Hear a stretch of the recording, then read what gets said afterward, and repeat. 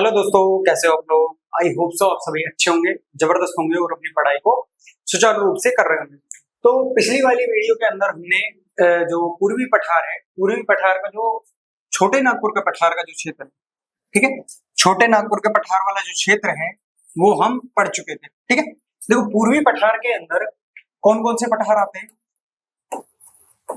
पूर्वी पठार, पूर्वी पठार के अंदर पहला तो आता है छोटे नागपुर का पठार, छोटे नागपुर का पठार,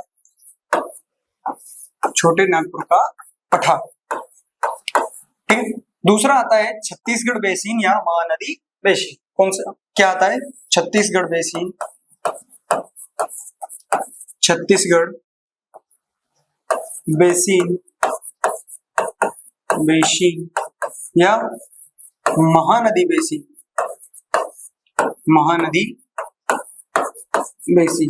ठीक है, समझ में आई बात। छत्तीसगढ़ बेसिन या महानदी बेसिन। और तीसरा और लास्ट आता है इसमें दंडकारण्य का पठार, दंडकारण्य का पठार, का पठार, दंडकारण्य का पठार। ठीक है, समझ में आई बात। तो हमने कल जो है वो छोटे नागपुर के पठार को कंप्लीट कर लिया था और पढ़ लिया था। देखो इसका थोड़ा सा रिवीजन देख लेते हैं यहाँ पर, थोड़ा सा इसका रिवीजन कर लेते हैं, जिसके आपको भी जो पिछली वाली क्लास है यदि आपने नहीं देखी है तो, यदि देखी भी है तो उसका क्या है, थोड़ा रिकैप हो जाएगा। ठीक है, देखो छोटे नागपुर के पठार का जो विस्तार है वो कहाँ है? विस्तार है मुख्यतः झारखंड। कहाँ पे? झारखंड के अंदर, झारखंड। फिर देखो उत्तरी छत्तीसगढ़, उत्तरी छत्तीसगढ़, उत्तरी छत्तीसगढ़, उत्तरी उड़ीसा, उत्तरी उड़ीसा, वे दक्षिणी बिहार, वे दक्षिणी बिहार, बिहार। तथा इसमें एक और आता है क्षेत्र जो मैंने निम्न गंगा के क्षेत्र में बताया था कि जो पश्चिम बंगाल का जो पुरुलिया जिला है, पश्चिम बंगाल का जो पुरुलिया जिला है वे निम्न गंगा के मैदान के अंदर नहीं आता है। तो वो कहाँ आता है? छोटे नागपुर के पठार के अंदर जो पश्चिम बंगाल का, पश्चिम बंगाल का जो पुरुलिया जिला है, पुरुलिया जिला है, वो छोटे नागपुर के पठार के अंदर आता है। यानी कि छोटे नागपुर के पठार किन किन राज्यों के अंदर है? झारखंड के अंदर, मुख्यतः ये झारखंड के अंदर, क्योंकि झारखंड के अंदर छोटे नागपुर के पठार का सर्वाधिक भाग है। उत्तरी छत्तीसगढ़, उत्तरी उड़ीसा और पश्चिम बंगाल का पुरुलिया जिला, वे दक्षिणी बिहार, बिहार का जो नीचे वाला हिस्सा है वो किसके अंदर आता है? छोटे नागपुर के पठार के अंदर आता है।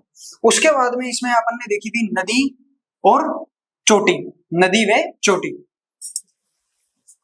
इसकी जो नदी है वो कौन सी है? सबसे लंबी जो नदी है, सबसे बड़ी जो नदी है, सबसे बड़ी जो नदी है वो कौन सी है? दामोदर नदी। कौन सी है? दामोदर नदी। और जो दामोदर नदी है ये क्या करती है? ये रांची के पठार। अब मैं इससे पहले बता दूं कि छोटे नागपुर के पठार के अंदर, छोटे नागपुर के पठार के अंदर राजपीपला पहाड़ी, राजपीपला पहाड़ी। कल मैं इस छोटे नागपुर के पठार को पिछली वाली वीडियो के अंदर मैं पढ़ा चुका हूं। ठीक है, राजपीपला की पहाड़ी, हजारीबाग का पठार, हजारीबाग का पठार, और तीसरा है रांची का पठार। ये तीनों संरचनाएं रांची का पठार, यानी कि पीपला पहाड़ी क्षेत्र, हजारीबाग का पठार का क्षेत्र और रांची के पठार का क्षेत्र, ये तीनों मिलकर किसका निर्माण करती है? छोटे नागपुर के पठार का निर्माण करती है। देखो ये जो छोटे नागपुर का पठार है, ये जो छोटे नागपुर का पठार है, इसका जो उत्तरी हिस्सा है, इसका जो उत्तरी हिस्सा है ये क्या है? हजारीबाग का पठार। ये क्या है? हजारीबाग का पठार। समझ में आई बात। इसका जो उत्तरी पूर्वी हिस्सा है, कुछ हिस्सा उत्तर का और कुछ हिस्सा पूर्व का, यहाँ पे क्या है?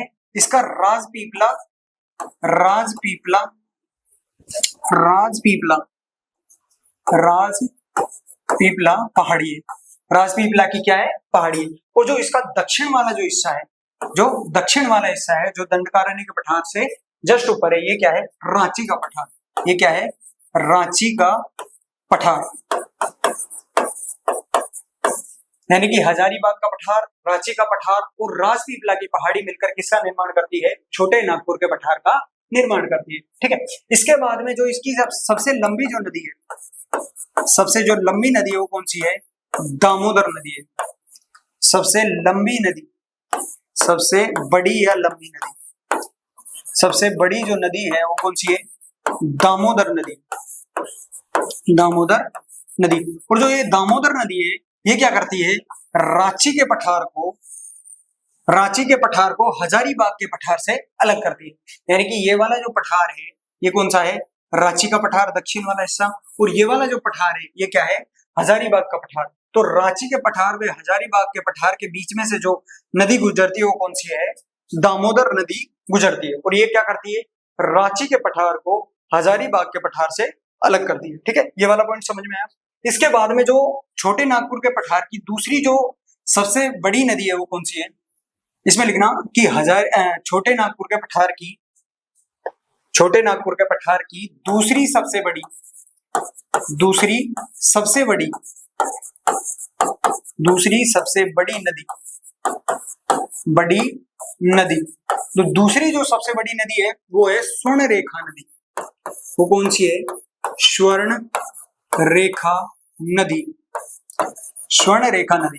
जो स्वर्ण रेखा नदी है ये क्या है, स्वर्ण रेखा नदी रांची के पठार में, कहां पे है, रांची के पठार में। स्वर्ण रेखा जो नदी है वो कहां से निकलती है, रांची के पठार से। ठीक है, रांची के पठार से स्वर्ण रेखा नदी निकलती है। ठीक है, इसके बाद में जो स्वर्ण रेखा नदी है इस पर एक हुंडेरू जलप्रपात, हुंडेरू, ये कई बार क्वेश्चन में पेपर में पूछा गया है कि हुंडेरू जलप्रपात किस नदी पर है, हुंडेरू जलप्रपात, जलप्रपात, हुंडेरू जलप्रपात किस नदी पर है, स्वर्ण रेखा नदी पर। कभी कभी पूछ ले कि हुंडेरू जलप्रपात किस पठार के अंदर है, रांची के पठार का, रांची के पठार में, या ऑप्शन दिया हुआ हो छोटे नागपुर के पठार में, तो कहां पे आएगा, छोटे नागपुर के पठार में। ठीक है, तो इसके जो छोटे नागपुर के पठार की जो सबसे बड़ी नदी है वो कौन सी है, दामोदर नदी। दूसरी सबसे बड़ी जो नदी है वो कौन सी है, स्वर्ण रेखा नदी। दामोदर नदी क्या करती है, हजारीबाग के पठार को रांची के पठार से अलग करती है, यानी कि रांची के पठार और हजारीबाग के पठार के बीच में से निकलती है। ठीक है, दूसरी जो सबसे बड़ी नदी है वो कौन सी है, स्वर्ण रेखा नदी है। स्वर्ण रेखा नदी क्या है, ये रांची के पठार में है तथा इस पर हुंडेरू जलप्रपात, कौन सा जलप्रपात पाया जाता है, हुंडेरू जलप्रपात पाया जाता है। ठीक है, तो नदियों के विषय में छोटे नागपुर के पठार में दो ही नदियां हैं, दामोदर और स्वर्ण रेखा नदी, जिसके बारे में मैंने आपको बता दिया। उसके बाद में देखो जो छोटे नागपुर का पठार है, छोटे नागपुर के पठार की, छोटे नागपुर के पठार की, छोटे नागपुर के पठार की, नागपुर के पठार की, पठार की सबसे ऊंची चोटी, की सबसे ऊंची चोटी, ऊंची चोटी, सबसे जो ऊंची चोटी है वो कौन सी है, पारसनाथ की चोटी, पारसनाथ की चोटी, की चोटी, सबसे ऊंची जो चोटी है वो कौन सी है, पारसनाथ की चोटी है। और जो पारसनाथ की चोटी है ये कौन से पठार में है, ये हजारीबाग के पठार में। ये कौन से पठार में है, हजारीबाग के पठार में, हजारीबाग के पठार में, पठार में। समझ में आई बात, यानी कि छोटे नागपुर के पठार की जो सबसे ऊंची चोटी है वो कौन सी है, पारसनाथ की चोटी है, और ये कहां पे है, हजारीबाग के पठार में, हजारीबाग के पठार में। ठीक है, तो यहां तक का हमने इतना जो मैटर है वो हमने पिछली वाली वीडियो के अंदर पढ़ लिया था। अब जो पूर्वी पठार के अंदर जो नेक्स्ट जो पॉइंट है वो क्या है, छत्तीसगढ़ बेसिन या महानदी बेसिन। और छत्तीसगढ़ बेसिन और महानदी बेसिन को पढ़ने के बाद में हम पढ़ने वाले हैं कौन सा, दंडकारण्य का पठार, दंडकारण्य का पठार। देखो जो छत्तीसगढ़ बेसिन है, हेडिंग डालना, Chhattisgarh basin, Chhattisgarh basin, Chhattisgarh basin या महानदी बेसिन, महानदी बेसिन। देखो छत्तीसगढ़ बेसिन या महानदी बेसिन क्या है, छत्तीसगढ़ बेसिन या महानदी बेसिन क्या है, देखो महानदी द्वारा जो उड़ीसा और जो छत्तीसगढ़ वाला क्षेत्र है, उड़ीसा और छत्तीसगढ़ के अंदर क्या है, महानदी प्रवाहित होती है। तो महानदी द्वारा निर्मित जो मैदान है, महानदी द्वारा निर्मित जो मैदान है उसको क्या कहते हैं, छत्तीसगढ़ बेसिन या महानदी बेसिन। तो इसमें पहला पॉइंट ही लिखना कि महानदी द्वारा, महानदी द्वारा, महानदी द्वारा द्वारा निर्मित, महानदी द्वारा निर्मित मैदान को, मैदान को छत्तीसगढ़ बेसिन को, Chhattisgarh basin, Chhattisgarh basin, Chhattisgarh basin comma Mahanadi basin, Mahanadi basin. लेकिन एक बात और याद रखना, इसको कभी कभी क्या कहते हैं, छत्तीसगढ़ का मैदान भी कहते हैं। इसको क्या कहते हैं, कभी कभी छत्तीसगढ़ का मैदान भी कहते हैं। तो ये लिखने ना कि महानदी द्वारा निर्मित मैदान को छत्तीसगढ़ बेसिन, महानदी बेसिन व छत्तीसगढ़ का मैदान भी कहते हैं, छत्तीसगढ़ का मैदान भी कहते हैं, छत्तीसगढ़ का मैदान भी कहते हैं। समझ में आई बात? यानी कि जो छत्तीसगढ़ बेसिन या महानदी बेसिन है वो क्या है, महानदी द्वारा निर्मित मैदान है। ठीक है, समझ में आई बात? इसके बाद में देखना जो छत्तीसगढ़ बेसिन या महानदी बेसिन है, इसका जो विस्तार है वो कहाँ पे, जो महानदी है वो छत्तीसगढ़ में उड़ीसा में क्या होती है, प्रवाहित होती है। तो इसका जो विस्तार है, जो महानदी द्वारा निर्मित ये मैदान है, कौन से राज्य में, उड़ीसा के अंदर और छत्तीसगढ़ के अंदर। तो इसके विस्तार में लिखना, विस्तार में लिखना कि जो महानदी का मैदान है वो किन किन राज्यों में है, छत्तीसगढ़ में वे, छत्तीसगढ़ में वे, छत्तीसगढ़ वे ओडिशा में, वे ओडिशा में। ठीक है, समझ में आई बात? छत्तीसगढ़ में ओडिशा वाला जो क्षेत्र है, छत्तीसगढ़ राज्य और ओडिशा राज्य में महानदी द्वारा मैदान का निर्माण किया जाता है, जिसे क्या कहते हैं, महानदी बेसिन या छत्तीसगढ़ बेसिन। ठीक है, इसका जो विस्तार हो गया वो किन किन राज्यों में हो गया, छत्तीसगढ़ में और उड़ीसा में, छत्तीसगढ़ और उड़ीसा में। इसके बाद में देखना इसकी नदियां, इसको मिटा दो। देखो जो छत्तीसगढ़ में छत्तीसगढ़ बेसिन है, इसके अंदर जो कौन कौन सी नदियां बहती है, नदियां, एक तो इसके नाम से ही हो गई महानदी बेसिन, महानदी बेसिन, तो इसके नाम से ही हो गया महानदी। तो पहली है महानदी, महानदी वे उसकी सहायक नदी, उसकी सहायक नदी। अब जो इसकी सहायक नदियां हैं वो कौन कौन सी है, सहायक नदी देखना, शिवनाथ, शिवनाथ, हसदो, शिवनाथ, हसदो, मांड, मांड और ईव, मांड वे ईव। ठीक है, यानी कि जो छत्तीसगढ़ बेसिन है उसके अंदर प्रवाहित होने वाली नदियां कौन कौन सी है, पहली तो है महानदी और उसकी जो सहायक नदी, सहायक नदी कौन कौन सी, चार सहायक नदी, शिवनाथ, हसदो, मांड और ईव, ये क्या है, छत्तीसगढ़ बेसिन के अंदर प्रवाहित होती है। ठीक है, समझ में आया? इसके बाद में देखना कि जो छत्तीसगढ़ बेसिन है इसके अंदर कोयला की प्रचुर मात्रा पाई जाती है। यहाँ पे पॉइंट लिखना कि कोयला की छत्तीसगढ़ बेसिन के अंदर, छत्तीसगढ़ बेसिन के अंदर, बेसिन में कोयले की प्रचुर मात्रा पाई जाती है, कोयले की प्रचुर मात्रा पाई जाती है, कोयले की प्रचुर मात्रा पाई जाती है।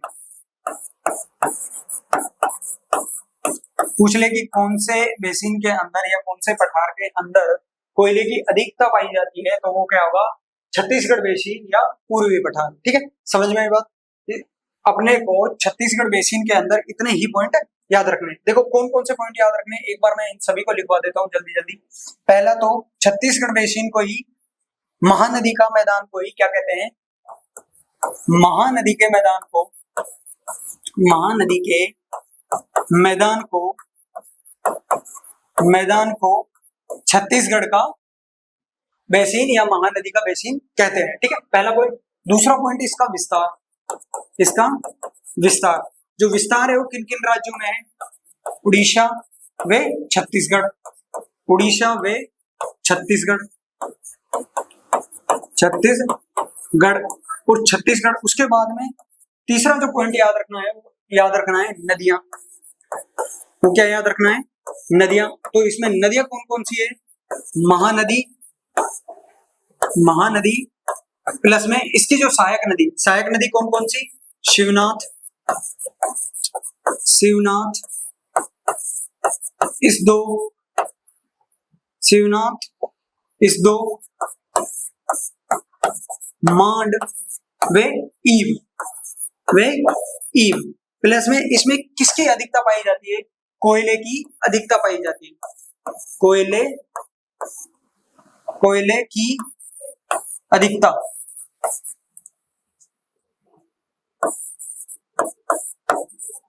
यानी कि कौन सा धातु इसमें मिलता है, तो कोयला। कौन सा धातु मिलता है, कोयला। ये अपने 4 पॉइंट अपने को याद रखने हैं छत्तीसगढ़ बेसिन के अंदर। पहला कौन सा, महानदी के मैदान को ही क्या कहते हैं, छत्तीसगढ़ बेसिन या महानदी का बेसिन। ठीक है, इसको छत्तीसगढ़ का मैदान भी कहते हैं, इसको क्या कहते हैं, छत्तीसगढ़ का मैदान भी कहते हैं। दूसरा, इसका विस्तार कौन कौन से राज्यों में, उड़ीसा में और छत्तीसगढ़ में इसका विस्तार है। फिर नदी कौन कौन सी, महानदी और इसकी सहायक नदी, सहायक नदी कौन सी, 4 सहायक नदी, शिवनाथ, इसदो, मांड और ईव। तथा इसमें क्या है, कोयले की प्रचुर मात्रा पाई जाती है। यानी कि कोयला सर्वाधिक पाया जाता है कहां पे, छत्तीसगढ़ बेसिन के अंदर। ठीक है, इतनी बात समझ में आई। इसके बाद में देखना, देखो छत्तीसगढ़ बेसिन के बाद में देखना जो पूर्वी पठार है, छत्तीसगढ़ बेसिन के बाद में जो पूर्वी पठार का जो नेक्स्ट हिस्सा है वो कौन सा है, पूर्वी पठार का जो अगले वाला हिस्सा है वो कौन सा है, दंडकारण्य का पठार, दंडकारण्य का पठार, दंडकारण्य का पठार। नेक्स्ट जो हिस्सा है वो कौन सा है, दंडकारण्य का पठार। देखो दंडकारण्य के पठार के अंदर देखना, पहला पॉइंट इसका विस्तार, इसका विस्तार। देखो जो इसका विस्तार है वो क्या है, इसका जो विस्तार है, इसको मैं थोड़ा इधर की तरफ टहला दूं। ठीक है, इसका जो विस्तार है वो देखना, देखो ये जो उड़ीसा का दक्षिण वाला हिस्सा, उड़ीसा का दक्षिण वाला हिस्सा, छत्तीसगढ़ का दक्षिण वाला हिस्सा, आंध्र प्रदेश और तेलंगाना वाला, आंध्र प्रदेश और तेलंगाना का जो क्षेत्र है वो किसके अंदर आता है, दंडकारण्य के पठार के अंदर आता है। किस पठार के अंदर आता है, दंडकारण्य का। इसके अंदर 4 राज्य आते हैं, कौन कौन से, उड़ीसा, छत्तीसगढ़, आंध्र प्रदेश और तेलंगाना। तो इसका विस्तार किन किन राज्यों में है, उड़ीसा, उड़ीसा, छत्तीसगढ़, छत्तीसगढ़, आंध्र प्रदेश, आंध्र प्रदेश व तेलंगाना, तेलंगाना। समझ में आएगा, उड़ीसा, छत्तीसगढ़, आंध्र प्रदेश और तेलंगाना के अंदर दंडकारण्य का पठार का विस्तार है। ठीक है, इसके बाद में इसका जो नेक्स्ट पॉइंट है वो देखना, इसकी नदी, दंडकारण्य के पठार के अंदर प्रवाहित होने वाली नदी कौन सी है, इंद्रावती, इंद्रावती। जो इंद्रावती है ये क्या है, दामोदर नदी की सहायक नदी, नहीं, गोदावरी की सहायक नदी, सॉरी, गोदावरी की सहायक नदी, गोदावरी की सहायक नदी है, सहायक नदी है। ठीक है, जो इंद्रावती है वो क्या है, गोदावरी की क्या है, सहायक नदी है। और इसके अंदर जो नेक्स्ट पॉइंट है, नेक्स्ट पॉइंट देखना, टिन धातु, टिन धातु की प्रचुर मात्रा, टिन धातु की प्रचुर मात्रा, प्रचुर मात्रा दंडकारण्य के, दंडकारण्य के बस्तर क्षेत्र में, बस्तर क्षेत्र में, कौन से क्षेत्र में, बस्तर क्षेत्र में है। दंडकारण्य के बस्तर क्षेत्र के अंदर टिन धातु की अधिकता पाई जाती है। ठीक है, देखो ये 3 पॉइंट अपने को दंडकारण्य के पठार के अंदर याद रखने। पहला वाला पॉइंट है विस्तार। विस्तार किन किन राज्यों में? उड़ीसा, छत्तीसगढ़, तेलंगाना और आंध्र प्रदेश। ठीक है, दूसरा इसमें कौन सी नदी प्रवाहित होती है? इंद्रावती। इंद्रावती नदी जो है वो क्या है? गोदावरी की सहायक नदी। कौन सी नदी की सहायक नदी है? गोदावरी की सहायक नदी है। और तीसरा इसमें याद रखना है, टिन धातु की अधिकता जो है वो दंडकारण्य के पठार के बस्तर क्षेत्र, कौन से क्षेत्र में? बस्तर क्षेत्र में टिन धातु की अधिकता पाई जाती है। ठीक है, ये 3 पॉइंटों को अपने को इसमें कंसीडर करना है। ठीक है, समझ में आई बात? इसके बाद में जो पूर्वी पठार है वो अपना कंप्लीट हो जाता है। पूर्वी पठार अपना कंप्लीट हो जाता है। पूर्वी पठार के अंदर अपन ने पढ़ लिया, छोटे नागपुर का पठार भी पढ़ लिया, छत्तीसगढ़ बेसिन भी पढ़ लिया, और उसके बाद में दंडकारण्य का पठार भी पढ़ लिया। ठीक है, समझ में आई बात? अब इसके बाद में देखना दंडकारण्य का पठार हो। इसके बाद में जो आता है प्रायद्वीपीय पठार का, जो नेक्स्ट जो पॉइंट आता है, प्रायद्वीपीय पठार के अंदर कौन कौन से वो आते हैं? पठार आते हैं। प्रायद्वीपीय पठार के अंदर 4 पठार आते हैं। द्वीपीय पठार के अंदर 4 पठार आते हैं। कौन कौन से? पहला केंद्रीय उच्च भूमि, केंद्रीय उच्च भूमि, उच्च भूमि, केंद्रीय उच्च भूमि। दूसरा था पूर्वी पठार, पूर्वी पठार। और तीसरा है उत्तर पूर्वी पठार। तीसरा कौन सा है? उत्तर पूर्वी पठार, उत्तर पूर्वी पठार। और चौथा है दक्कन का पठार, दक्कन का पठार, दक्कन का पठार। इसमें से देखो केंद्रीय उच्च भूमि हमने कर लिया, अभी पूर्वी पठार कर लिया। पूर्वी पठार के अंदर छोटे नागपुर का पठार, छत्तीसगढ़ बेसिन और दंडकारण्य का पठार हमने पढ़ लिया। और केंद्रीय उच्च भूमि के अंदर अपन ने पढ़ा था अरावली पर्वतमाला, मेवाड़ का पठार, मालवा का पठार, बुंदेलखंड का पठार और विंध्याचल श्रेणी और सतपुड़ा की श्रेणी। इसको अपन ने केंद्रीय उच्च भूमि के अंदर कंप्लीट कर लिया था। पूर्वी पठार अब कंप्लीट हो गया। अब हमको पढ़ना है उत्तर का पूर्वी पठार, उत्तरी पूर्वी, उत्तर पूर्वी पठार। तो हेडिंग डालना उत्तर पूर्वी पठार, हेडिंग डालना उत्तर पूर्वी पठार, उत्तर पूर्वी पठार, पूर्वी पठार। देखो उत्तर पूर्वी पठार के अंदर क्या आता है? सिर्फ एक पठार आता है, मेघालय का पठार, मेघालय का पठार, का पठार। मेघालय के पठार को शिलोंग का पठार भी कहते हैं, याद रखना, शिलोंग का पठार भी कहते हैं, शिलोंग का पठार भी कहते हैं। ठीक है, पूर्वी उत्तर पूर्वी पठार के अंदर क्या आता है? मेघालय का पठार या शिलोंग का पठार आता है। देखो एक बार मानचित्र में इसमें देखना, मैप के अंदर देखिए, ये वाला जो क्षेत्र है, मेघालय वाला जो क्षेत्र है, ये क्या है? मेघालय का पठार है। तथा ये वाला कौन सा क्षेत्र है? छोटे नागपुर का पठार है। ये वाला पठार कौन सा है? छोटे नागपुर का पठार। देखो जो मेघालय का पठार है वो क्या है? छोटे नागपुर के पठार का ही हिस्सा है। लेकिन जब जो भारत है, जो यूरेशियन प्लेटों के से टकराया, यूरेशियन प्लेटों से टकराया, तो ये जो मेघालय वाला ये वाला जो क्षेत्र है, ये वाला क्षेत्र जो है ये इधर से टूटकर क्या है? यहाँ से टूटकर उत्तरी पूर्वी भाग में चला गया, उत्तरी पूर्वी भाग में चला गया। यानी कि जो मेघालय का पठार है वो क्या है? छोटे नागपुर के पठार का ही हिस्सा है। वो क्या है? छोटे नागपुर के पठार का ही हिस्सा है। और देखना उसके बाद में ये जो गैप बन गया था, जब ये टूट गए, जब भारत यूरेशियन प्लेटों से टकराया, तो यहाँ का हिस्सा जो ये छोटे नागपुर के पठार का जो क्षेत्र है, यहाँ से मेघालय का जो पठार है वो टूटकर इधर आ गया। तो इनके बीच में क्या है? ये क्या है? एक खाई बन गई थी। खाई यानी बहुत बड़ा गड्ढा बन गया था। यानी कि छोटे नागपुर के पठार से और मेघालय पठार के बीच में, छोटे नागपुर के पठार और मेघालय के पठार के बीच में एक खाई नुमा संरचना, यानी कि एक बहुत बड़ा जो है गड्ढा बन गया था। इसको क्या कहते हैं?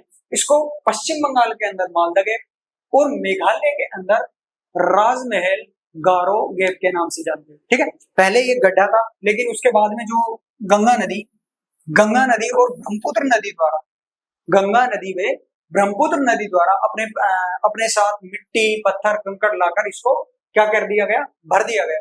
भरने के बाद में ये क्या है, एक मैदानी क्षेत्र में परिवर्तित हो गया। ये क्या है, समतल मैदानी क्षेत्र में परिवर्तित हो गया। इसे गंगा का डेल्टाई क्षेत्र भी कहते हैं। इसको क्या कहते हैं, गंगा का डेल्टा के मैदान का क्षेत्र भी कहते हैं या डेल्टाई क्षेत्र भी कहते हैं। ठीक है, इन पॉइंटों को लिखते हैं कि मेघालय का पठार, मेघालय का पठार, मेघालय का पठार का पठार, छोटे नागपुर के पठार का पठार, छोटे नागपुर के पठार का हिस्सा है। नागपुर, छोटे नागपुर, नागपुर के पठार का हिस्सा है, के पठार का हिस्सा है, हिस्सा है। ठीक है, समझ में आई बात। इसके बाद में इसका जो नेक्स्ट पॉइंट लिखना कि छोटे नागपुर के पठार को और मेघालय के पठार को अलग करने वाला जो गैप है वो कौन सा है, मालदा गैप या राजमहल गारो गैप। समझ में आई, राजमहल गारो गैप और जो मालदा गैप है वो क्या है, वो छोटे नागपुर के पठार को मेघालय के पठार से क्या करता है, अलग करता है। ठीक है, समझ में आएगा। मालदा गैप, मालदा गैप वे राजमहल गारो गैप, राजमहल गारो गैप, गैप छोटे नागपुर के पठार को, छोटे नागपुर के पठार को, के पठार को, के पठार को मेघालय के पठार से, को मेघालय के पठार से, पठार से अलग करता है, से अलग करता है।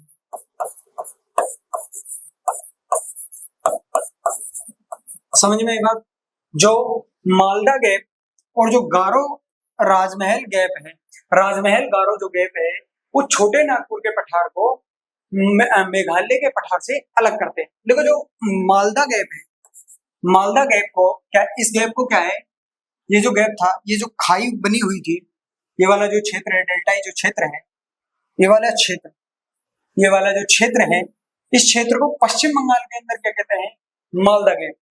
पश्चिम बंगाल के अंदर, पश्चिम बंगाल में इसको क्या कहते हैं, मालदा गैप कहते हैं। लेकिन ये जो मेघालय वाला जो क्षेत्र है, मेघालय वाले क्षेत्र में इसको क्या कहते हैं, राजमहल गारो गैप। मेघालय के अंदर इसको क्या कहते हैं, राजमहल गारो गैप। समझ में आई बात, ये वाले दोनों पॉइंट समझ में आए। पहला कि जो मेघालय का पठार है वो क्या है, छोटे नागपुर के पठार का ही हिस्सा है, वो क्या है, छोटे नागपुर के पठार का ही हिस्सा है। तो ये यहाँ से यहाँ पे कैसे पहुंच गया, जब भारत यूरेशियन प्लेटों से टकराया था तो ये टुकड़ा टूटकर उत्तरी पूर्वी भाग में चला गया, इसलिए इसे उत्तर पूर्व का पठार भी कहते हैं। ठीक है, समझ में आएगा। उसके बाद में जो मालदा गैप है, ये वाला जो क्षेत्र है, गड्ढे वाला जो क्षेत्र है, जो अब क्या है, समतल जमीन के अंदर बदल चुका है। गंगा नदी और ब्रह्मपुत्र नदी के द्वारा जो मिट्टी बिछाने के कारण ये क्या है, एक डेल्टाई मैदान के क्षेत्र में परिवर्तित हो गया। तो जो इसको क्या कहते हैं, पश्चिम बंगाल के अंदर इसको मालदा गैप और मेघालय के अंदर इसको राजमहल गारो गैप कहते हैं, राजमहल गारो गैप कहते हैं। तो ये जो गैप है ये छोटे नागपुर के पठार को मेघालय के पठार से अलग करता है, से क्या करता है, अलग करता है। समझ में आएगा, समझ में आएगा। इसके बाद में देखना, मेघालय के पठार के अंदर, मेघालय के पठार की पहाड़ियां, मेघालय के पठार की प्रमुख पहाड़ियां, मेघालय के पठार की पहाड़ियां, के पठार की पहाड़ियां, पहाड़ियां, मेघालय के पठार की पहाड़ियां। तो मेघालय के पठार के अंदर 4 पहाड़ियां हैं।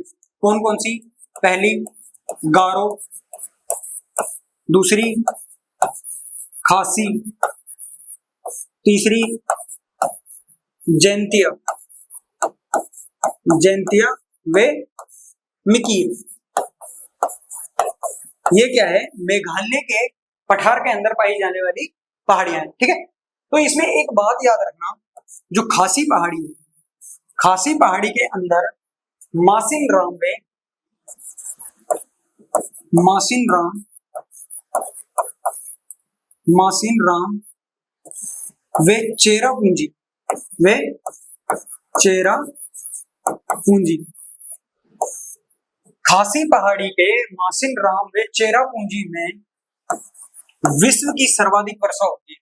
में विश्व की सर्वाधिक वर्षा होती है, सर्वाधिक वर्षा होती है, वर्षा होती है। यानी कि जो विश्व की सबसे ज्यादा वर्षा वाला जो क्षेत्र है वो कौन सा है? खासी पहाड़ी के मासिनराम व चेरापूंजी क्षेत्र। मासिनराम और चेरापूंजी नामक स्थान पर विश्व में सर्वाधिक वर्षा होती है। ठीक है, समझ में आई बात। और इसके बाद में देखना, जो ये पहाड़ी जनजातियां जो है वो कहाँ है? पहाड़ों में पाई जाती है। तो इसकी जो पहाड़ियों पे मेघालय के पहाड़ के अंदर जो जनजातियां पाई जाती है वो कौन कौन सी है? गारो, खासी और जैंतिया। इसमें नेक्स्ट पॉइंट में लिखना यहाँ की जनजातियां। ये वाला पॉइंट समझ में आया कि मेघालय के पठार के अंदर जो पहाड़ियां पाई जाती है वो कितनी है? 4 पहाड़ियां हैं। कौन कौन सी? गारो, खासी और जैंतिया। ठीक है, उसके बाद में जो खासी पहाड़ी है, खासी पहाड़ी के अंदर मासिनराम और चेरापूंजी विश्व में सर्वाधिक वर्षा वाला क्षेत्र है। यानी कि विश्व में जो सर्वाधिक वर्षा होती है वो कहाँ पे होती है? मासिनराम में और चेरापूंजी के अंदर। ठीक है, ये दोनों पॉइंट समझ में आया। उसके बाद में देखना मेघालय के पठार की जनजातियां, मेघालय के पठार की जनजातियां। तथा जो ये पहाड़ी है, देखो जो गारो, खासी और जैंतिया, गारो, खासी, एक और पॉइंट देखना इसमें, गारो, खासी, खासी और जैंतिया, जैंतिया। ठीक है, ये तीनों पहाड़ियां और मिकीर, एक बार ये ध्यान रखना, मिकीर, ये जो क्रम है, पहले गारो, फिर खासी, फिर जैंतिया और फिर मिकीर, ये क्या है? पश्चिम से पूर्व की ओर स्थित है। कई बार इसका क्या है? क्रम पूछ लिया जाता है कि मेघालय के पठार की पहाड़ियों का पश्चिम से पूर्व में क्रम क्या है? पश्चिम से पूर्वी क्रम में, पूर्वी क्रम। ठीक है, पश्चिम से पूर्वी क्रम क्या है? सबसे पश्चिम में गारो पहाड़ी, फिर खासी, फिर जैंतिया और फिर सबसे पूर्व में कौन सी है? मिकीर पहाड़ी है। ठीक है, समझ में आई बात। उसके बाद में यही देख लो, जो गारो, खासी और जैंतिया है, जो पहाड़ियां हैं, इन पहाड़ियों पर गारो, खासी और जैंतिया नामक क्या है? जनजातियां पाई जाती है। यानी कि मेघालय के पठार के अंदर जनजातियां, जो जनजातियां हैं वो कौन कौन सी है? गारो, खासी और जैंतिया, गारो, खासी और जैंतिया। ये क्या है? मेघालय के अंदर पाई जाने वाली जनजातियां भी है। और यही क्या है? मेघालय के पठार के अंदर पाई जाने वाली पहाड़ियां हैं। कौन कौन सी? गारो, खासी, जैंतिया और मिकीर। ये तो क्या है? पहाड़ियां हैं। और जो जनजातियां हैं वो कौन कौन सी है? गारो, खासी और जैंतिया। समझ में आई बात। ठीक है, अब जो गारो, खासी और जैंतिया जो पहाड़ी है, इनका जो क्षेत्र है, इन तीनों पहाड़ियों का जो क्षेत्र है, इनको क्या है? इन पहाड़ियों का जो क्षेत्र है उस क्षेत्र को क्या कहते हैं? शिलोंग रेंज के नाम से जानते हैं। शिलोंग रेंज, शिलोंग रेंज के नाम से जानते हैं। यानी कि जो गारो, खासी और जैंतिया जो पहाड़ी का जो क्षेत्र है उस क्षेत्र को क्या कहते हैं? शिलोंग रेंज के नाम से जानते हैं। ठीक है, इतनी बात समझ में आई। अब देखो, अपन ने मेघालय के पठार के अंदर क्या कौन कौन से पॉइंट याद करने हैं और कौन कौन से पॉइंट अपन ने पढ़े हैं वो देख लो एक बार। पहला जो पॉइंट है ये छोटे नागपुर के पठार का हिस्सा है। छोटे नागपुर के पठार का क्या है? पठार का हिस्सा है, के पठार का हिस्सा है, पठार का हिस्सा है। ठीक है, छोटे नागपुर के पठार का क्या है? हिस्सा है। और जो ये इन छोटे नागपुर के पठार को और मेघालय के पठार को अलग करने वाला गैप कौन सा है? Malda gap, Malda gap, Malda gap या राजमहल गैप, महल गैप। छोटे नागपुर के पठार को, छोटे नागपुर के पठार को पठार को मेघालय के पठार से, मेघालय के पठार से क्या करता है, अलग करता है, पठार से अलग करता है, से अलग करता है। ठीक है, दोनों पॉइंट समझ में आए। उसके बाद में इसमें क्या है, चार जो पहाड़ियां पाई जाती है, कौन सी, गारो, खासी, जैंतिया, गारो, खासी, जैंतिया और मिकीर। ठीक है, मिकीर। ठीक है, उसके बाद में गारो, खासी और जैंतिया है, इसका जो पर्वतीय क्षेत्र है उसको क्या कहते हैं, शिलोंग रेंज कहते हैं। क्या कहते हैं, शिलोंग रेंज कहते हैं। ठीक है, और गारो, खासी और जैंतिया की जो पहाड़ियां हैं यही क्या है, जनजातियां हैं। ये क्या है, जनजातियां, जनजातियां हैं।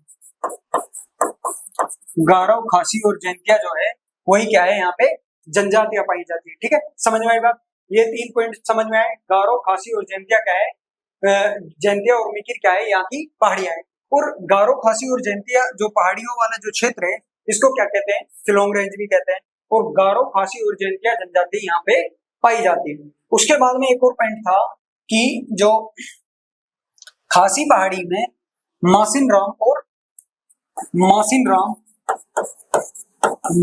राम व चेरापूंजी, वे चेरापूंजी में विश्व की सबसे ज्यादा वर्षा होती है। मासिन राम व चेरापूंजी में, चेरापूंजी में सर्वाधिक वर्षा होती है।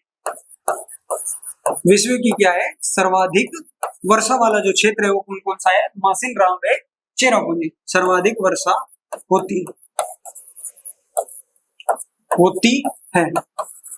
ठीक है, समझ में आई बात। तो इतना ही अपने को मेघालय के पठार के अंदर पढ़ना था। ठीक है, तो आज के लिए इतना ही। Thank you.